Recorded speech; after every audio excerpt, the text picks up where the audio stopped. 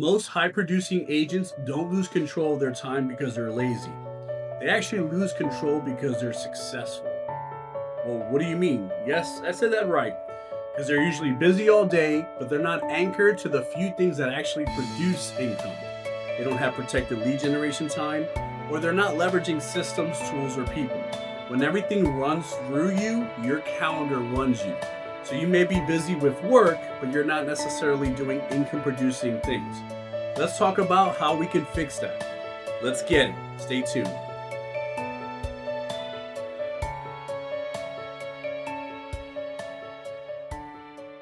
So if that hits close to home, this video is for you. On the surface, you may see an agent closing a lot of deals. You may be that agent that's closing a lot of deals. Everything looks great, right? Wow, this person's successful. They're doing awesome. Here's the thing. A lot of times behind the scenes, they're stressed out, right? The business feels heavier.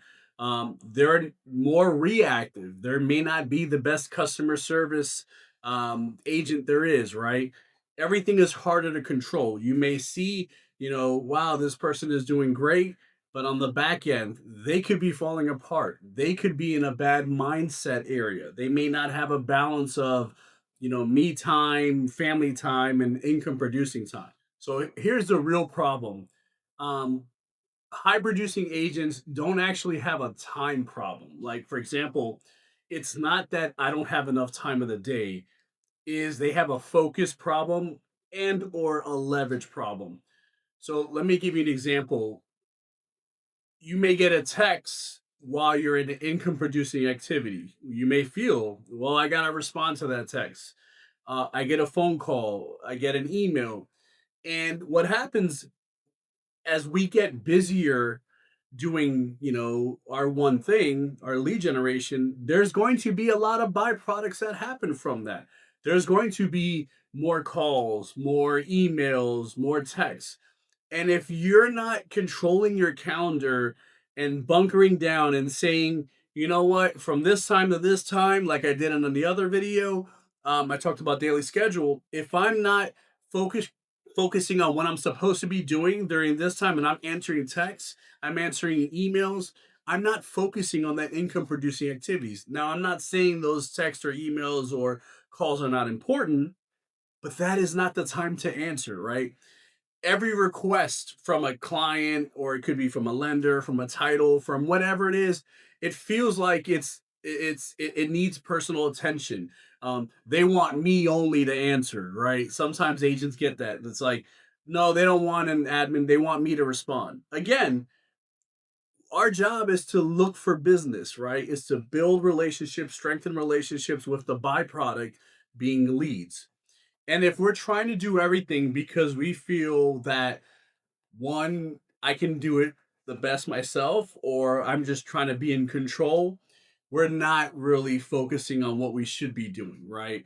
So what happens in that case is the day becomes a reaction instead of intentional things. So you're reacting to text, to calls, to this, to that. Now, I'm not saying there's times you need to put fires out, right? If you're ever closing in the afternoon, but you're not, the biggest thing is you're not consistently focusing on what you should be focusing on. So that's where, when I mentioned that the more success an agent becomes, the more they try to carry everything themselves, the more they're focusing on other things other than income producing. That's where the control starts to slip, right? That's what the focus starts to slip.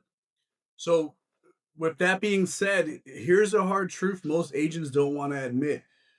They're busy, but they're doing a lot of non intentional busyness, right?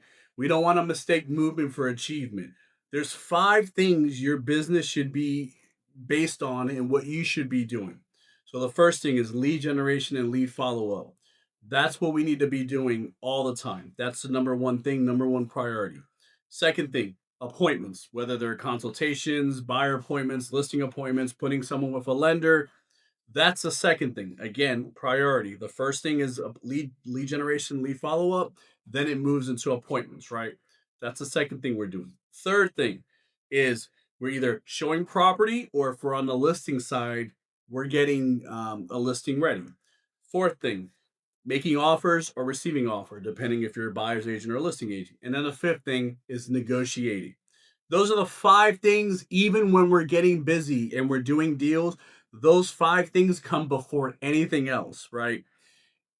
Plus, you want to add learning based activities and committing to self mastery, like role playing, things like that. And the reality is, everything else outside of that is support work. It's important, but it's not the most important thing we need to do. It's not the 20%. Now, with that being said, those five things should be time blocked on your calendar, right? So when you time block things and you're time blocking your business, you need to time block the number one thing: lead gen, lead follow up. If you don't have um, number twos in the calendar time block, number one is the main focus. When you have enough, you do have enough of number one, and you have to start time blocking number twos, you put it on the calendar. You get to the point where you're scheduling, you're doing number one and number two consistently, you're going to start having the time block number three things, right? When do I do showings? When do I go and meet clients for to get the listing ready?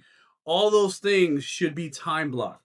When those five things are not protected, production becomes unpredictable and the stress increases because you're not doing the number one thing you should be doing. You're doing a lot of other things. That's not the main focus to get to the next level to be consistent. So let's talk about why that happens, right? Why does a successful agent end up going in that roller coaster? A lot of times, as volume increases, client work expands to fill the entire day. One of the things that is big is that happens is most agents respond by working harder instead of being more intentional. They don't leverage, right? They stop protecting the lead generation time. They stop protecting their follow up time. They stop protecting their learning time, their learning base. They stop, protecting the committing to self mastery time. So this is how agents end up with great months, and then they kind of get into panic mode when nothing's coming in. So, how can we fix that? Well, what's something we can do? We can create systems, tools, and people. We can leverage them, right? So, high producing agents regain control of their time by building leverage. We can think of systems in a way that remove daily decision making, right? For example, if I have a system of when I'm under contract, these different steps will follow that, and that's the system I have. The tool that I'm using is either a Google Drive, an email, or something automated, and the people leveraging that is a transaction coordinator, right? So systems remove that daily decision making. It's just run stream. The tool is what you're going to use to move those systems in order, right? And then the people is who's going to be using those tools. So when you think about leverage, it doesn't mean you're doing less work. You're still accomplishing the goal, but leverage is helping you focus on what's the most important aspect of the job. So it's about doing what you can only do and letting the rest be handled properly with its own systems, tools, and people. When everything runs through you, you cannot do everything yourself. Your growth stops. I don't care how much you think you can be better at a person that's operationally minded, you're not going to scale more by doing it yourself versus having someone in the right seat. The key is that transition from a high producing agent that's been doing a lot of busy work to move to the next step is a challenge.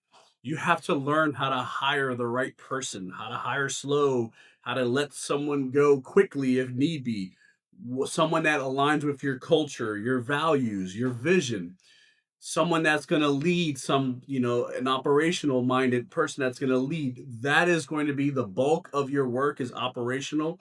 The moment you find that right person, I guarantee you're going to scale your business double, triple time, whatever it is, 4x, right?